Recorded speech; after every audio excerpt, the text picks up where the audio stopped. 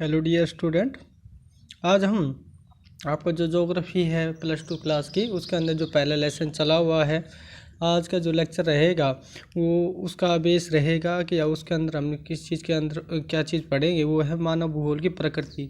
मतलब प्रकृति का अभिप्राय से है स्ट्रक्चर कैसा है, उसका नेचर कैसा है, उसके अंदर हम किन किन चीज़ों को पढ़ते हैं और केंद्र बिंदु क्या होता है कि केवल एक चीज़ को केंद्र बिंदु मान के ही उससे संबंध जो भी तथ्य है, जो भी उसके लक्षण होते हैं, उन सभी को जानने का जब प्रयास किया जाता है, उसको जब हम पढ़ते हैं, वो मानव भूगोल की प्रकृति या किसी भी चीज़ की प्रकृति के संबंधित होता है। जैसे इस ऊपर जो परिभाषा दी गई है ये पहले भी आपको बताई गई है कि जैसे एलन सी सैंपल ने जो एक परिभाषा दी है कि मानव भूगोल अस्थिर पृथ्वी और क्रियाशील मानव के बीच परिवर्तनशील संबंधों का वर्णन करता है।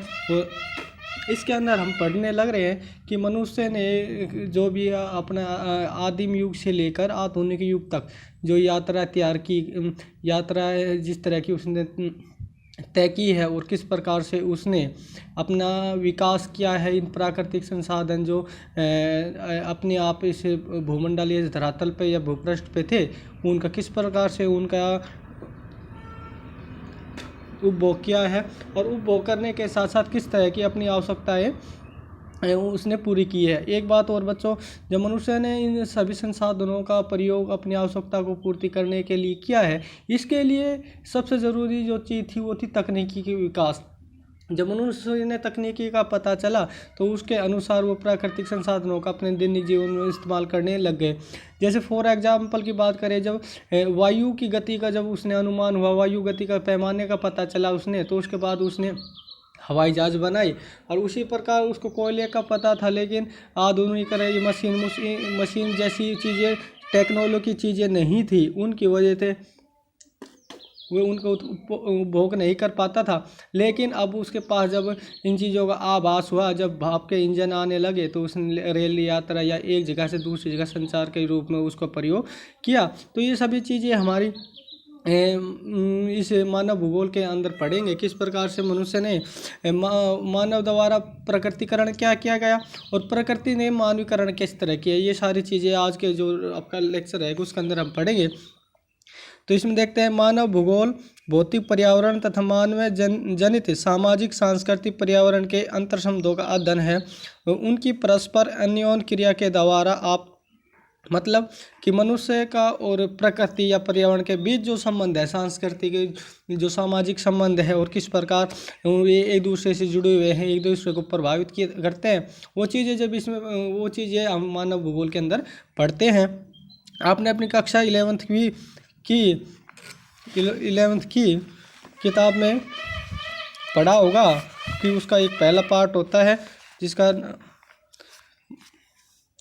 पुस्तक भौतिक भूगोल के मूल सिद्धांत। ये आपका जो +1 की किताब है उसका है, क्योंकि भूगोल के 2 पार्ट बताए थे आपको, एक तो होता है भौतिक भूगोल और एक मानव भूगोल। तो ये मानव भौतिक भूगोल है, उसकी बात करने लग रहा है। मैं भौतिक पर्यावरण के तत्वों का अध्ययन कर चुके हैं। भौतिक भूगोल में केवल धरातल पर जो चीज़ें पाई जाती है, केवल उनकी जानकारी, उनके तत्व, उनकी जो विभिन्नता हैं, उन सब का अध्ययन इसके अंदर हम करते हैं। जबकि आप जानते हैं कि ये तत्व आकृतिक, मृदा, जलवायु, जल, प्राकृतिक वनस्पति, विविध प्राणी जात तथा वनस्पति जात है।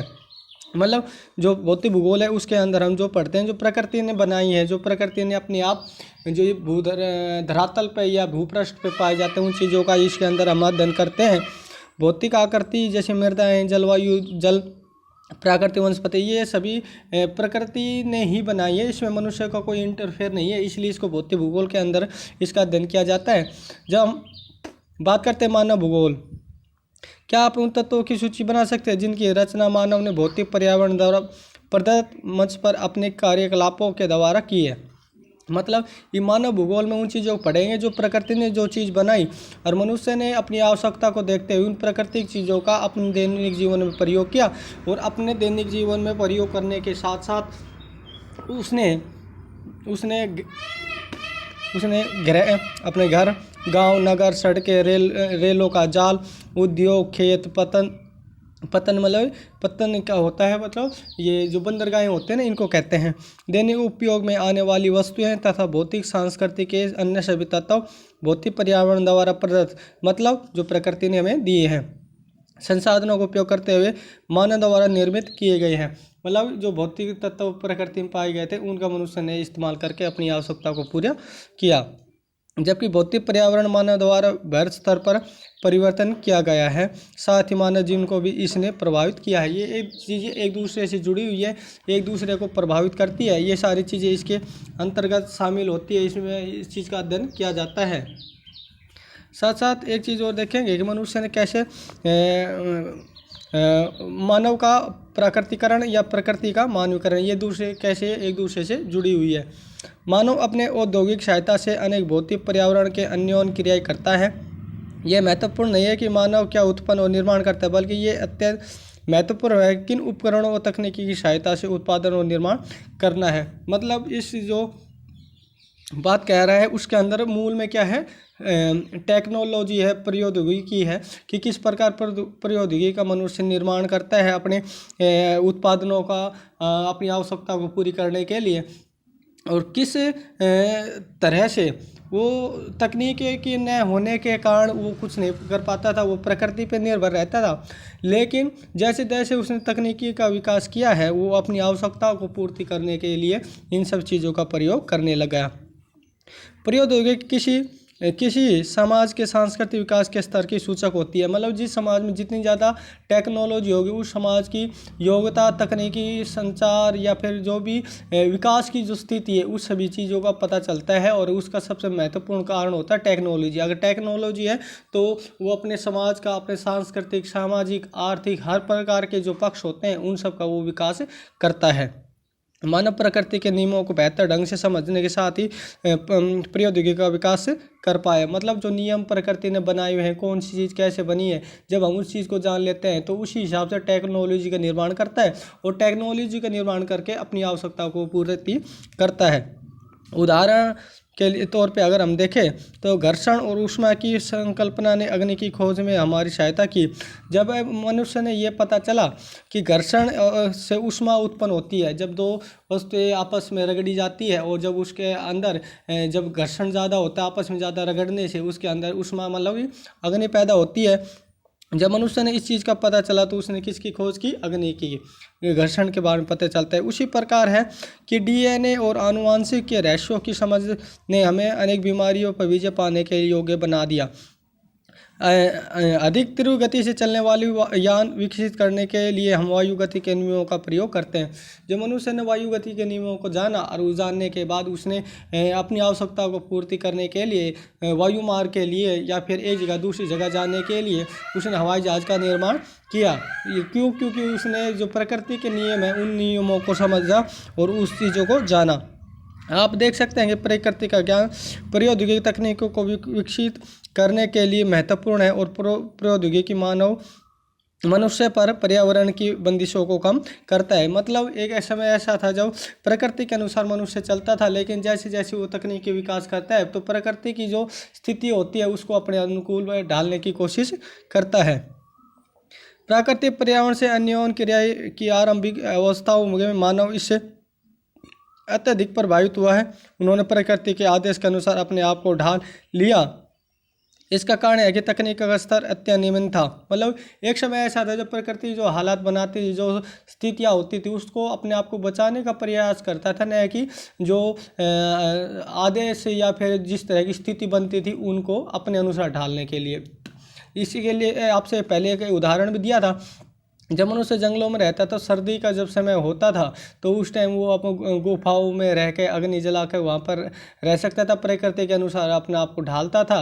लेकिन अब धीरे धीरे जब तकनीकी विकास हुआ तो जब सर्दियों का समय आता है तो उस समय वो हीटरों का, गर्म हीटरों का प्रयोग कर सकता है। या फिर अगर ज़्यादा गर्मी है तो ज़्यादा गर्मी के दौरान मनुष्य गर्मी से बचने के लिए अब एसी का सहारा लेता है, वातानुकूलित का सहारा लेता है। तो ये सारे चीज़ें ऐसी हैं जब मनुष्य का तकनीकी विकास होने लग रहा है तो वो अपने आप को विकास करने के साथ साथ प्रकृति के ऊपर विजय पाने की कोशिश करता है, या प्रकृति को अपने अनुसार ढालने के लिए कोशिश करता है। इसका कारण है तकनीकी स्तर का अनियमितता। मानव के सामाजिक विकास की अवस्था अभी आदिम थी। आदिम का मतलब होता है आदिकाल में, प्राचीन समय में, या आदि मानव की जो स्थिति होती है उसके बारे में।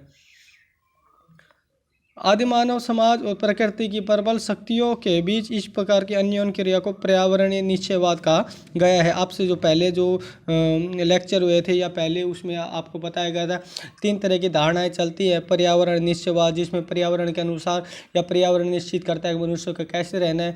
एक होता है संभववाद। संभववाद में जो तरह की स्थिति पैदा की जाती है, उस स्थिति में बदलाव करके अपने तकनीकी बौद्धिक स्तर का उपयोग करके मनुष्य उसको अपने अनुसार ढालने की कोशिश करता है। और एक होता नवनिश्चयवाद, जिसके अंदर प्रकृति के संसाधनों का संरक्षण करने के लिए आवश्यकता को अनुसार अपनी आवश्यकताओं को पूरी करने की जो प्रक्रिया होती है, नवनिश्चयवाद की श्रेणी में आती है। ये 3 तरह की विचारधारा भूगोलवेताओं ने बनाई और इनको समझाने की कोशिश उन्होंने की। तो आज के बच्चों यहीं तक रहेगा। कल को इसको और ज़्यादा विस्तार से बताएंगे। और आप 10 तारीख को आपका यूटी टेस्ट भी बोल रखा है, तो उसकी भी आप तैयारी करेंगे। आपको इससे पहले भी इस लेसन से संबंधित जो क्वेश्चन थे वो मिल गए हैं और आज भी मिलेंगे। और आपको अच्छे से तैयारी करनी है और अपनी नोटबुक भी साफ साफ लिख कर उसको तैयार करना है। आज के लिए इतना ही, धन्यवाद।